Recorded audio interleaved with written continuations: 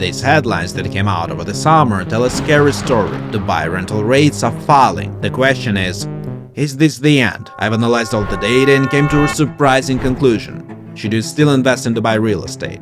Will rent prices recover?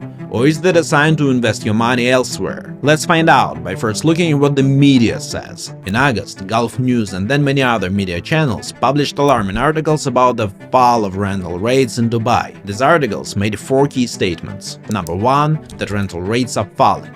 2, that the fall is happening in GVC, GVT, Arjan, Marjan, the Greens, and Dubai South. 3, the fall happened between June and July of 2025. And 4, this is the first time rents have gone down across several areas at once since 2020. Let's break down each of these statements one by one. First, let's see if the rental rates are actually falling. The chart on your screen shows the average rent for 20 main communities in Dubai in June and July of 2025. All these numbers come from Dubai Land Department records of all new rental transactions. In 7 out of 20 districts in this chart, there was a decline. And that tells us that this drop isn't just the areas mentioned in the Gulf News article. There is definitely a drop happening across many neighborhoods. But before we panic, let's take a look at why this is happening. To understand the decline, we look into the 3 areas specifically highlighted by the media: Arjan, GVT, and GVC. These 3 are particularly popular rental markets, so they're the most relevant. These are the average rental prices across June and July. Arjan's average dropped from 73 to 68,000.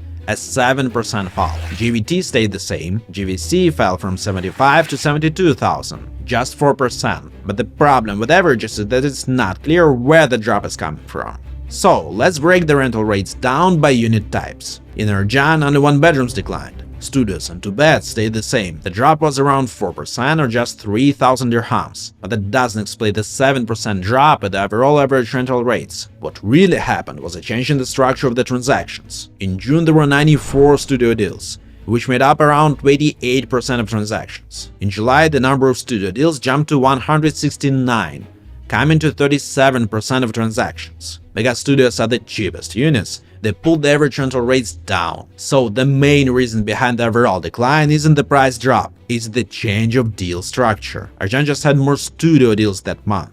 In GVC it's a little different.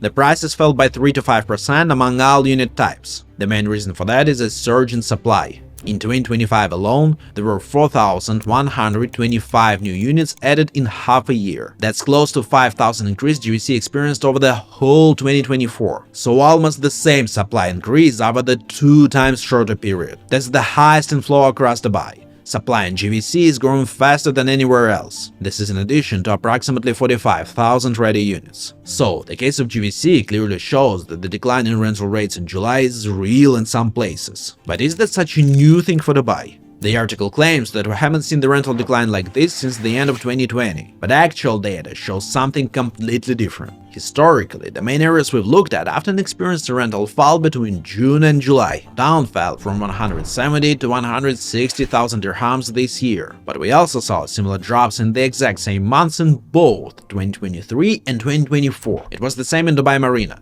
Rates decreased from 130 to 125,000 by 4% in 2025. And they also fell at this point in 2023 and 2024. At Greek Harbor, rents fell 4% this year and 5% in the same period last year. Finally, in Dubai Land Residence Complex, rents fell 3% this year and had similar drops in 2024. So, this tells us that the seasonal decline in July is actually quite typical in almost every type of area in Dubai.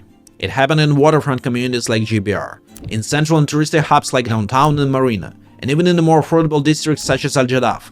My opinion is that tracking month-over-month rental rates change in the summer creates a wrong mindset. Instead of predicting a catastrophe or prosperity based on fluctuations, let's take a look at the bigger picture. This graph shows you the areas where the rents dropped between June and July this year. We compare July 2025 and July 2024. And the data is surprising. The rent has not declined.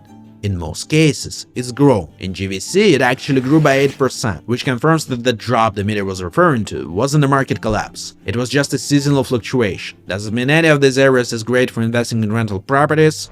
No. And those that grew the most, they might be best. right? Also no. So here are 2 things you can do to significantly increase the chances of getting a high potential rental property. Number 1. In less than a minute, I'll share a condensed data-backed action plan you can execute yourself. Number 2. You can reach out to us and we'll do the work for you. I run a real estate advisory and brokerage firm. On your screen right now are reviews and messages from our clients, whom we help to invest with a focus on rental income or value appreciation. If you're interested in our help with selecting the best unit for your goals based on data, drop us a message.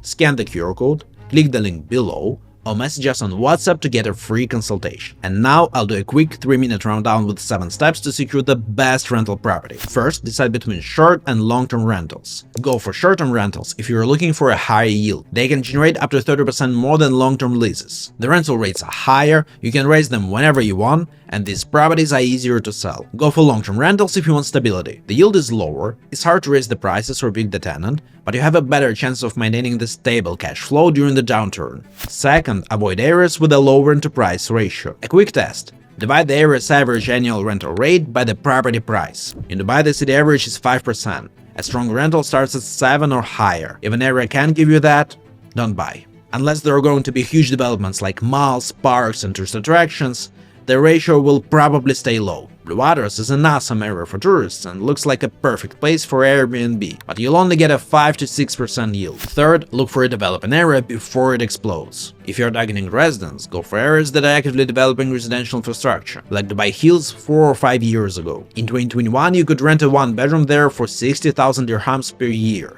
Today, it's nearly doubled. And that's because the area got built out. The Dubai Hills Mall, American Hospital, a great school, Dubai Hills Park, a golf course, an office hub, and dozens of restaurants. Fourth, pick the projects for a target renter. You need to figure out what your renter will value most. Say you're targeting affluent residents and considering 2 projects on Dubai Islands. One is right under a flight path, and the other is further from the flight path. One is 5 minutes from the public beach. The other has a private beach access. One overlooks a neighboring building, another has a sea view. The second project is 25% more expensive, but it will allow you to charge a 50% higher price. Fifth, choose the right unit. It's hard, but there are 3 simple rules that will help you. Number 1. For higher yields, buy small units. For stability, buy larger units. Number 2. The most unique and desired unit will give you the most leverage. Number 3. The best views can generate up to 25% higher rent.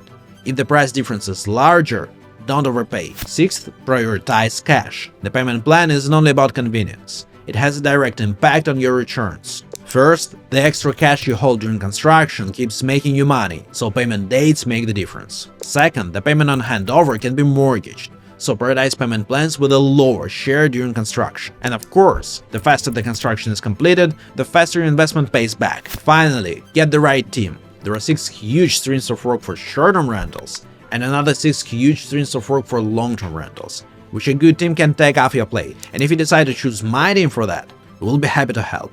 Our contact information is in the description. And to find out which areas in Dubai are the best for rental properties, watch this video.